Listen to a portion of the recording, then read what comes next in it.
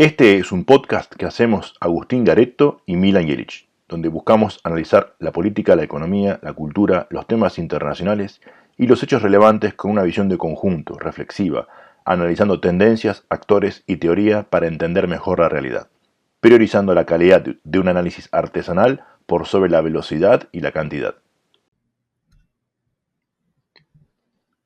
Hola Agustín, ¿cómo andás? Hola Milan, ¿todo bien? ¿Vos? Bien, bien, muy bien. ¿Cómo estuviste viendo las declaraciones de los candidatos esta semana? Bueno, el jueves 21, diríamos viernes 22, Sergio Massa estuvo en una entrevista con Novarecio en La Nación Más, no sé si anduviste viendo un poco, que Vi que estuvo, vi algunos cortes, no pude verla entera, contame.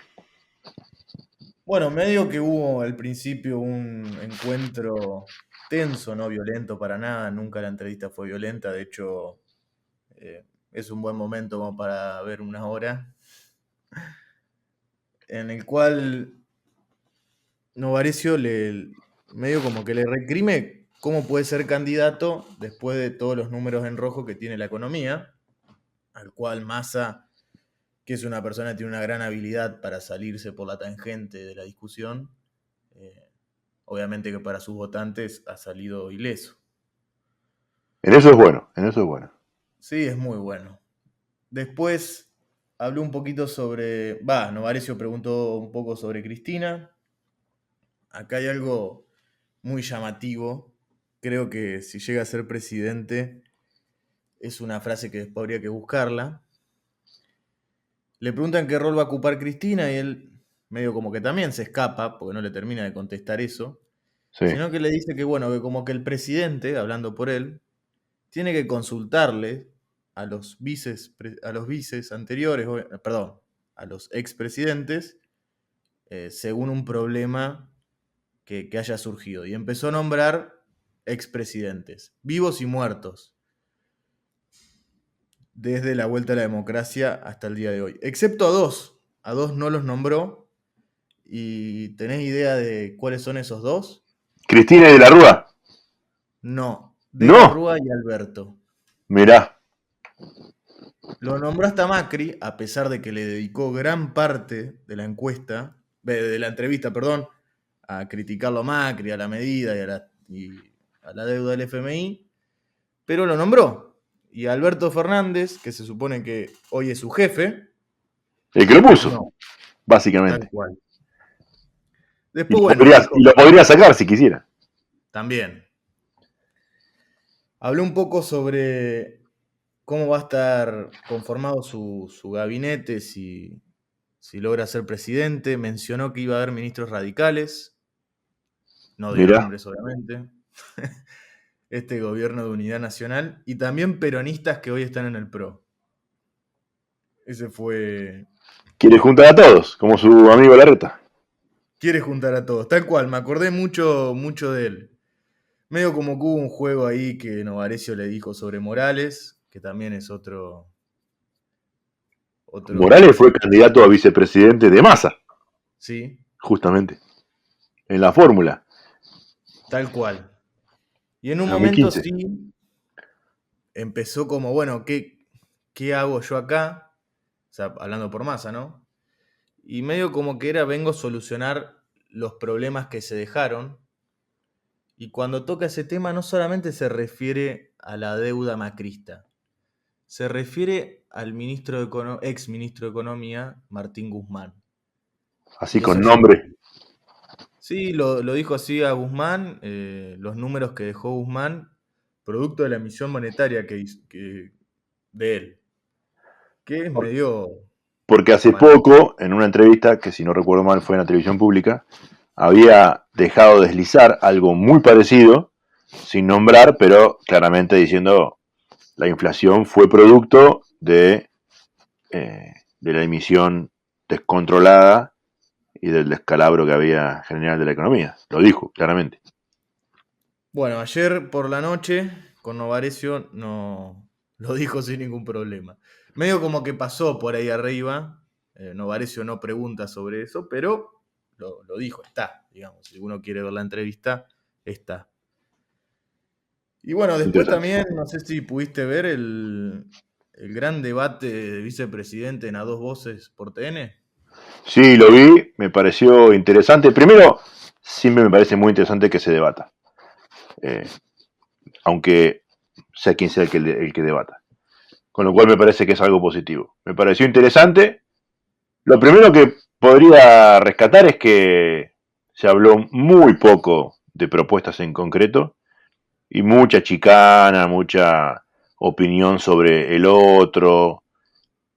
Y incluso te digo más, si uno analizara desde el análisis político la estrategia para el debate de Del Caño y de Randazzo, por ejemplo, veamos qué hacen los candidatos a presidente de esos espacios, ellos saben que no van a ganar, lo saben Ujú. claramente, y no aprovecharon la oportunidad para, teniendo la atención del público, elaborar alguna idea, dejar algún concepto, ¿no? Si ya sabes que no vas a ganar, por lo menos tenés un grupo de gente que te vota, tenés gente a la cual representás, dejar claro cuáles son tus ideas, tus conceptos, incluso tener una visión de construcción de mediano y largo plazo, ¿no? Bueno, estas son nuestras ideas, esta vez puede ser que no nos voten, pero la próxima vamos a darlas a conocer. Nada, se la pasaron peleándose.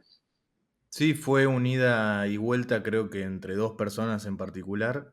Se jugó en el campo de batalla, por ponerle una palabra, un concepto. Creo que el que quería Villarroel y el que quería Rossi. Polarizar entre ellos. Petri quedó ahí medio, justo encima estaba en el medio. Sí.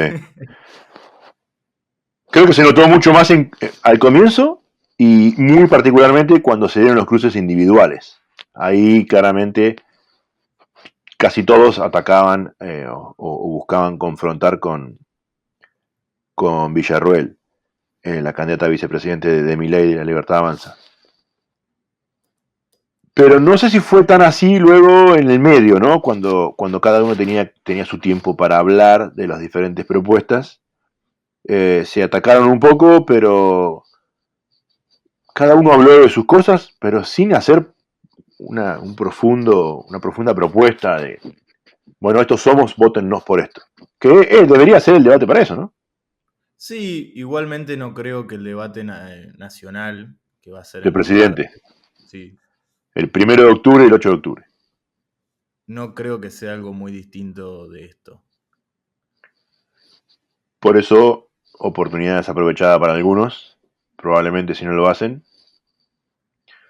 Y los tres que tienen posibilidades de ganar, bueno, veremos si se la pasan atacándose o si se genera un debate en el sentido de yo tengo esta idea, vos tenés esta otra, no me gusta la tuya por tal cosa y la mía me gusta por esto y creo que va a tener estas consecuencias positivas. Sí, Probablemente no se dé. un ida y vuelta que esté compuesto por ideas, ¿no? A la construcción de algo. Creo Exactamente. que también hay que preguntarse si es el ámbito, o sea, cómo está pensado el debate y demás. Creo que después habría que pensarlo un poco más, porque en 2 minutos, más que decir títulos y números irrisorios, que encima después algunos son totalmente mentirosos, es difícil. Sí, en Eh, especial cuando son cinco.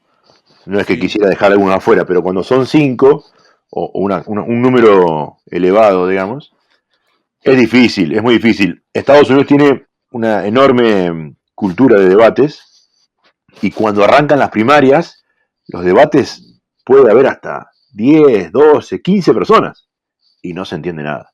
Y no, cuando sí. son de a pocos, ¿no? En particular los presidenciales que son de a dos, ahí sí se da algo más rico de intercambio, de opinión,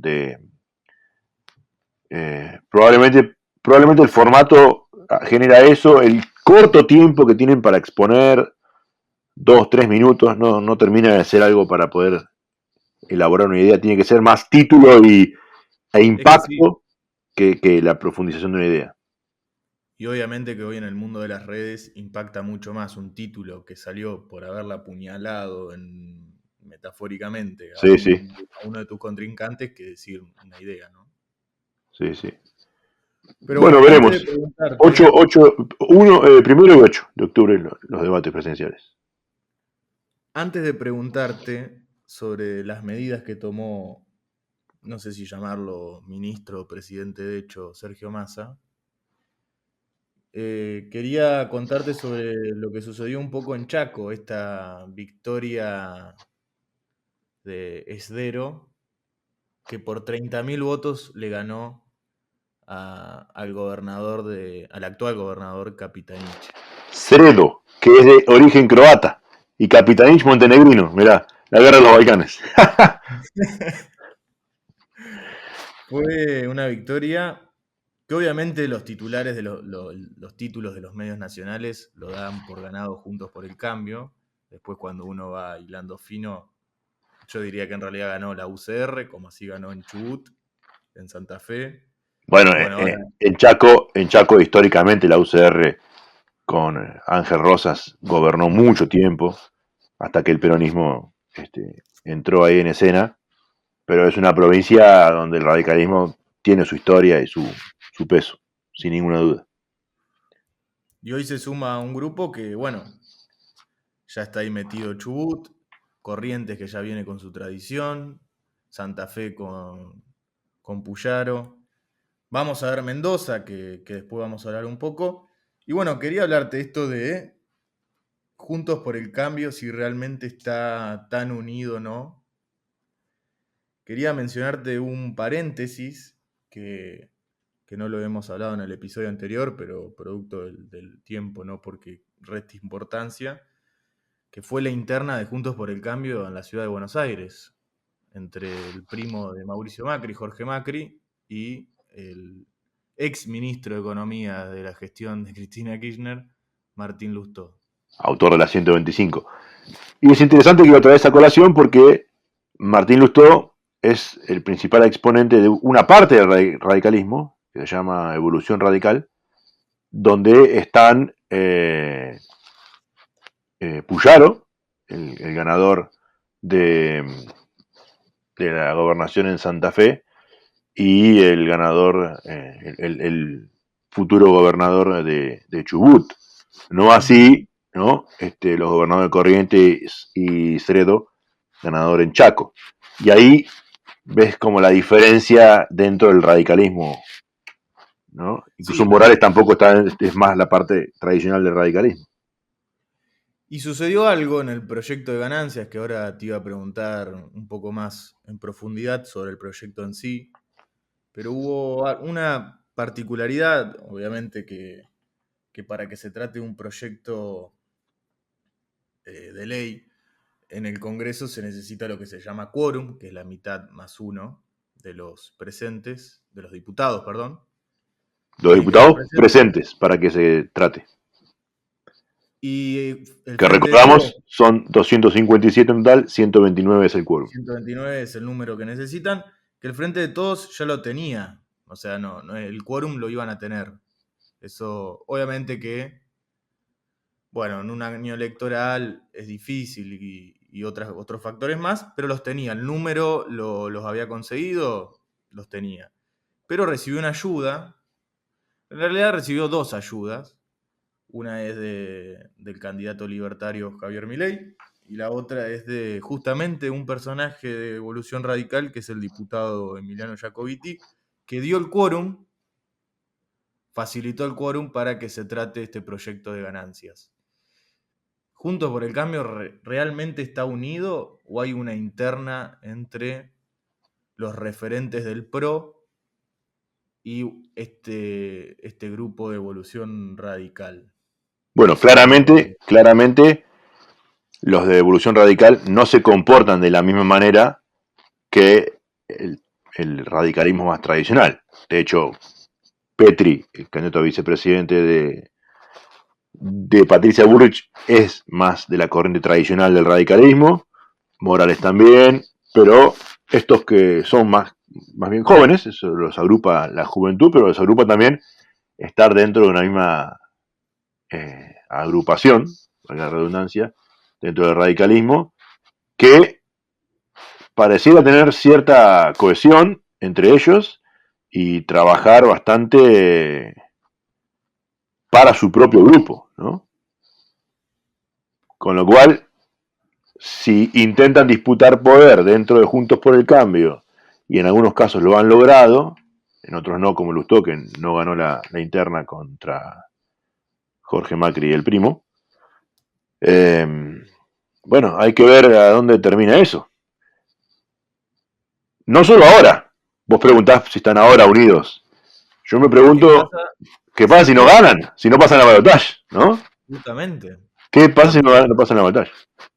lo dejé pasar, pero también lo que quería decir era esta cuestión de que la interna que hubo en la ciudad de Buenos Aires fue dura, como así también podríamos decir, no tan la nacional entre Larreta y Bullrich, creo que hoy ya más o menos se calmó y está cicatrizando las heridas. Sí. Pero la de Macri y Lustó, no. No, y dejó heridos, los heridos fueron expulsados directamente del gobierno de la ciudad.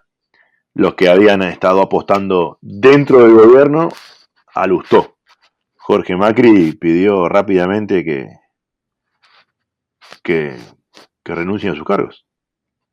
De Rápidamente, ¿eh? hecho, No le dejó no, ni... no, sí, fue lo primero después de ganar que hizo, Sí, levantar el tubo. sí. Bueno, vamos a ver cómo continúa esta relación entre la Y UCR y el te agrego una peronismo. pastillita. Santoro, el candidato de Unión por la Patria, originalmente es radical. Sí, y Y hoy, tiene muchos contactos con ese grupo de radicales. Con ujú, otros también, pero en particular con ese.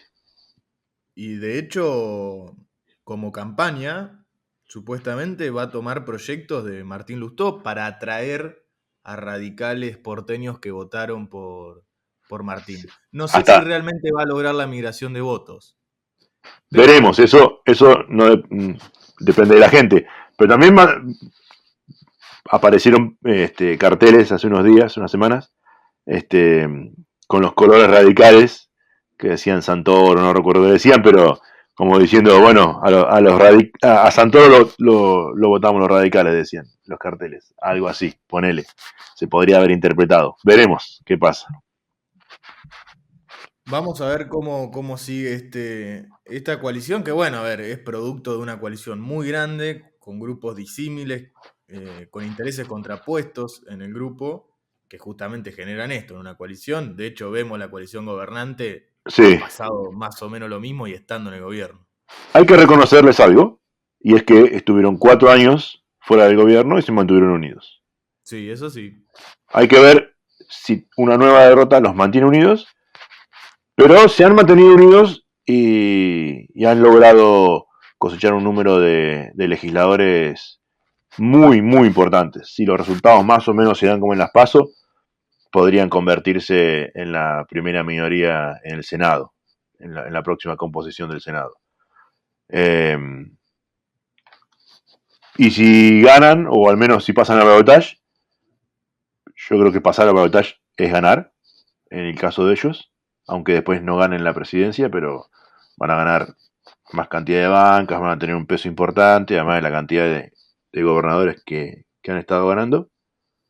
Eh, en ese escenario creo más probable que se mantengan unidos que en el otro. Pero en el otro puede ser también, porque fíjate que será el desafío para ellos. En los últimos 4 años lo han logrado.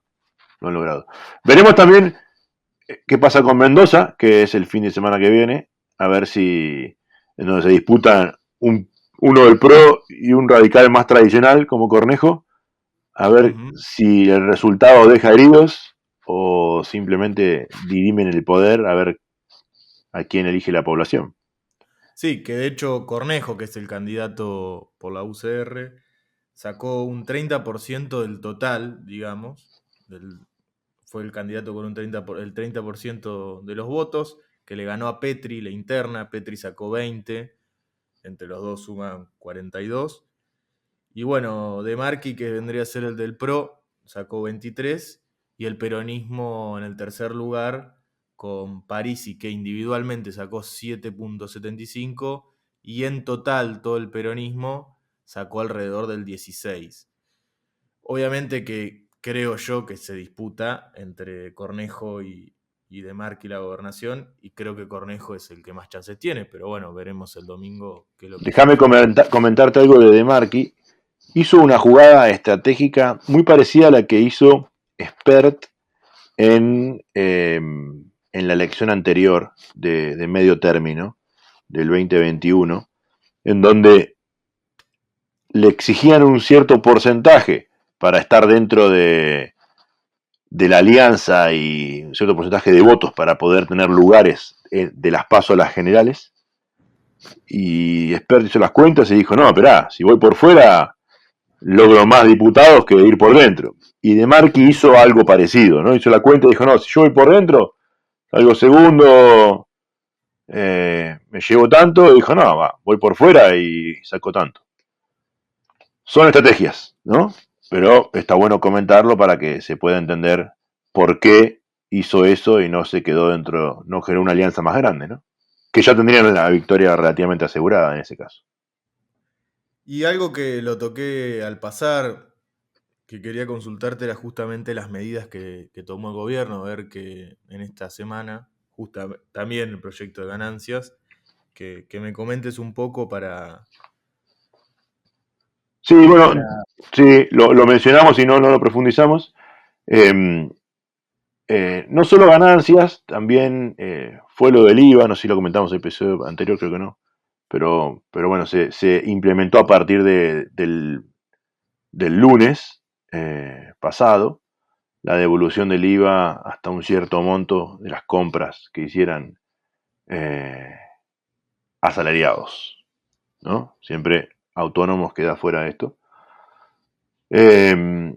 Y primero comento eso, me parece que es una medida sumamente cortoplacista, tiene un máximo de 18.000 pesos de devolución en las compras de productos que están en la canasta básica, no de cualquier cosa. Se hace de manera electrónica a través de las cuentas y de las billeteras electrónicas. Pero el ser un máximo de 18.000 pesos, suponiendo alguien que gana 100.000 pesos, que gasta 100.000 pesos, le devuelven 18. Y si alguien gana 100.000, 200.000 pesos, que hoy salió justo la encuesta permanente de dólares, el dato que eh, 200 y algo de mil pesos es Es para estar dentro de los 10, del de los decil que que más gana de manera individual, ¿no? Que más gana en la República Argentina. Es tristísimo, muy bajo, comparado en dólares con el resto de la región es muy bajo. Con lo cual, mucha gente gana 100.000 pesos, 18.000 es el máximo, sería un aumento del 18% de sus ingresos, que te los come en un mes la inflación. O sea, ese aumento, por eso digo que es muy cortoplacista, porque ese aumento que te da, te lo come la inflación, que viene al 14 y algo, pero que con esto se va a acelerar. Seguro que se va a acelerar, y de hecho lo veo en el supermercado, los precios que estaban antes de la medida son unos, y ahora, pasada la medida, aumentaron de manera inmediata. El chino, cuando escuchó eso, sacó la calculadora y subió el precio, Sí. porque lamentablemente en una situación de inflación alta como la que tenemos, sucede eso. Entonces es increíblemente cortoplacista y agrega más nafta al fuego. Y lo mismo pasa con ganancias, eh, que también es para asalariados, ¿no? La medida de reducir eh, el, el, el mínimo no imponible, ahora quedó en 1.770.000 pesos, a partir de ahí se paga ganancias, ¿no? Son 15 salarios mínimos vitales y móviles, porque cada uno está en 118.000, da eso de 1.770.000, con lo cual quedan solo incluidos 88.000 contribuyentes que van a pagar ganancias como asalariados. De vuelta que autónomos no entra dentro de esta medida. Es una medida que se estima que ronda los 3.000 millones de pesos menos para las arcas del Estado en cuanto a recaudación. Y por un lado es agregarle más nafta al fuego, porque va a generar algún efecto inflacionario, porque ese dinero va a ir a consumo.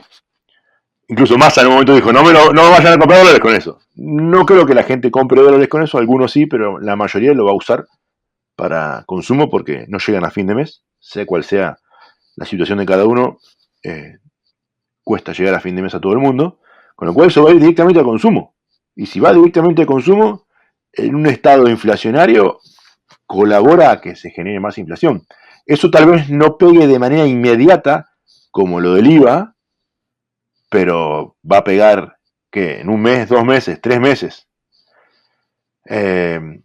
Y incluso tampoco se hace efectivo ahora, se hace efectivo recién a partir del mes que viene. Y tienen que reglamentarlo, con lo cual yo quisiera ver si realmente lo reglamentan a tanta velocidad como tienen que hacer, ¿no? Además de que tiene que ser aprobado en el Senado, porque por ahora fue aprobado solo por la Y Cámara de todo media Diputados. sanción. O sea, si efectivamente se hiciera ley, después tiene que ser reglamentado.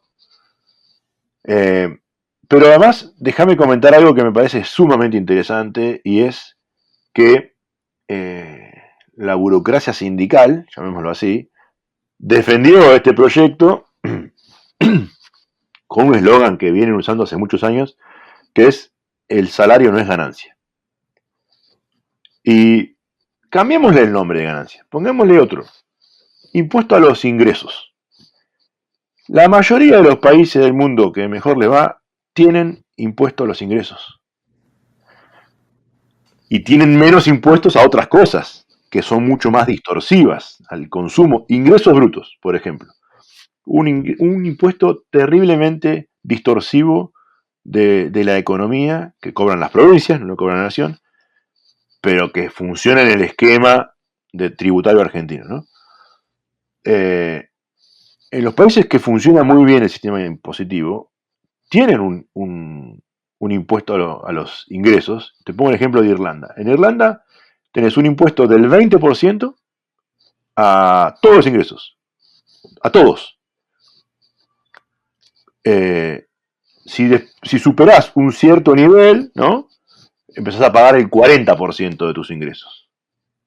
Con lo cual los que más ganan pagan el 40% y todo el mundo paga el 20%. Con un montón de deducciones que podés hacer de tu salario, si sos soltero, casado, si es una familia monoparental, si los dos trabajan, si uno solo trabaja. Hay un montón de deducciones, como se hace acá también en ganancias, pero todo el mundo paga el 20% y tienen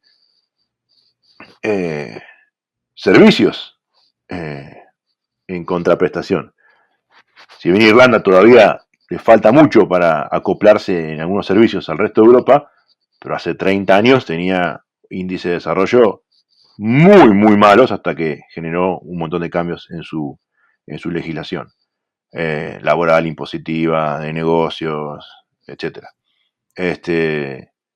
Y no le va nada mal a Irlanda. Está entre los países con el PBI per cápita más alto del mundo y si se compara con la capacidad de compra de los salarios, está entre los 3 primeros del mundo.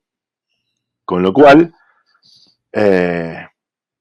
no pareciera ser una medida desacertada grabar los ingresos para generar buenos servicios, que además sería parejo para todos, en vez de grabar tanto el consumo, porque al final alguien en Argentina que trabaja lamentablemente en negro o que hace changas o demás, paga un montón de impuestos, como ingresos brutos, además de IVA, las tasas municipales, etcétera, de las cuales no puede zafar. No tienes deducciones, nada, tienes que pagar al 100%. Es un debate para dar, me parece que yo estoy a favor de que sea de esa manera, obviamente con toda una reforma estructural, pero no veo para nada mal que si uno gana 100, dé 20 a la administración de las cosas comunes, porque alguien tiene que mantenerlas, y después con los 8 uno, o los 80 uno hace lo que quiere, ¿no? Sí, sí, tal cual. Y siempre hablando en un estado donde justamente los servicios que prestan son de calidad, ¿no? Eso lo tenemos que aclarar. No es que seamos personas que vivan de los impuestos del Estado, porque después nos pueden tildar de amantes del Estado, que somos del statu quo, sino que es una discusión que creo que Argentina necesita darla, que hoy particularmente es en un momento difícil cuando, bueno, hay un porcentaje de la población que con razón está cansada de que el Estado le cobre cosas y después no preste servicios de calidad. Totalmente, pero hay cosas que son comunes. La ruta es común, la calle, la defensa, la seguridad. Alguien tiene que pagar por eso. Nos ponemos todos de acuerdo, cada uno aporta una parte y generamos una buena administración. Si la administración es mala, buscamos mejorarla. Eliminarla, no sé, después quién va a tapar los pozos de la calle. Que en muchos lugares no se tapan, pero eso es por la mala administración, justamente. Y si no tenés recursos para poder administrar lo común, cada vez se va a deteriorar más. Y los recursos comunes pueden faltar porque algunos administren mal, o pueden faltar porque hay políticas que generan que no haya inversión y que no haya movimiento económico. Como por ejemplo, el dato que salió hace poco de la balanza comercial argentina, ¿no? Lo que exporta menos lo que importa. Comparando año con año, vi un gráfico que me pasaste ayer. Es impresionante el último año, la balanza comercial argentina totalmente negativa por muchos millones de dólares. Eh, Comparamos eso con periodos en donde sucedió lo mismo y tenemos que vivir hasta el 17-18. ¿Qué pasó después de eso, 17-18? Bueno, todos sabemos que a mediados del 18 el dólar se disparó y cuando se produce ese desbalance entre las exportaciones e importaciones, donde hay más importaciones que exportaciones, muchas veces es producto de un atraso en el tipo de cambio, ¿no? Sucedió ahí en 2017-2018. Hoy estamos en una balanza terriblemente negativa. ¿Vendrá un ajuste del tipo de cambio? Veremos, porque además tenemos las elecciones, ¿no? Todas cosas que el resultado, veremos qué es lo que resulta, pero el dato es un dato real y es interesante compararlo con el pasado, qué es lo que pasó y, y qué puede pasar en base a lo que ya sabemos que sucedió. Y encima, como para agregarle algo más, si vemos los últimos 2 años, 21 y 22, tuvimos un ingreso extraordinario de divisas por exportaciones, cerca de 130 mil millones de dólares. Y la pregunta es, ¿y qué pasó? ¿Dónde están? Porque fueron exportaciones extraordinarias, realmente extraordinarias. Lo iremos analizando poco a poco. La idea de estos análisis también es encontrar tendencias y diferentes actores y cómo van evolucionando los temas a lo largo del tiempo. Así que Sí, justamente, trabajar sobre un periodo. así es. Vamos dejando temas para ir de a poco tocándolos semana tras semana. Creo que hemos visto todo lo que ha sucedido relevante esta semana. Hay varios hechos que van a suceder eh, en los próximos días. Vamos a tener buen material para el próximo episodio. Muchas gracias, Milan. Nos Un estamos abrazo. viendo. Chao.